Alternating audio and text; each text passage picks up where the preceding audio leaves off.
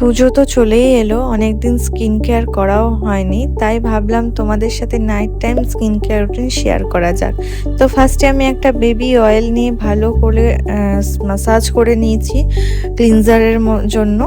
তো এখানে আমি ক্লিনজারের জন্য বেবি অয়েল ইউজ করেছি, তারপর একটা ভিজে রুমাল দিয়ে ভালো করে মুছে নিয়েছি।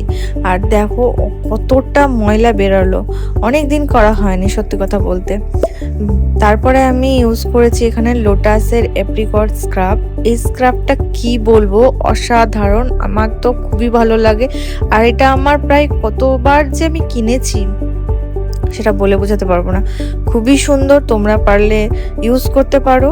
এটা স্ক্রাবটা লাগিয়ে রাখতে হবে 10 মিনিট, তারপরে ভালো করে ম্যাসাজ করে এটাকে ওয়াইপ করতে হবে। আর এখানে আমি ফেস প্যাকের জন্য ইউজ করেছি মুলতানি মাটি। হ্যাঁ, সব থেকে ভালো ফেস প্যাক যদি কিছু হয় তাহলে সেটা মুলতানি মাটি।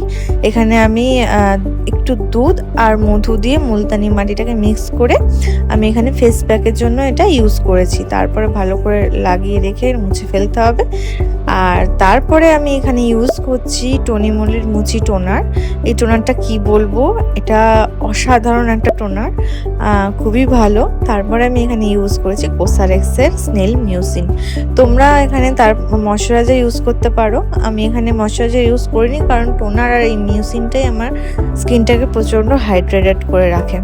তারপরে আমি এখানে উইশ কেয়ারের লিপ বাম ইউজ করেছি। দ্যাটস ইট, এটা আমার night time skin care routine complete হয়ে গেছে। আর এখানে আমার বাবু রাত 11টা, সাড়ে 11টা অবধি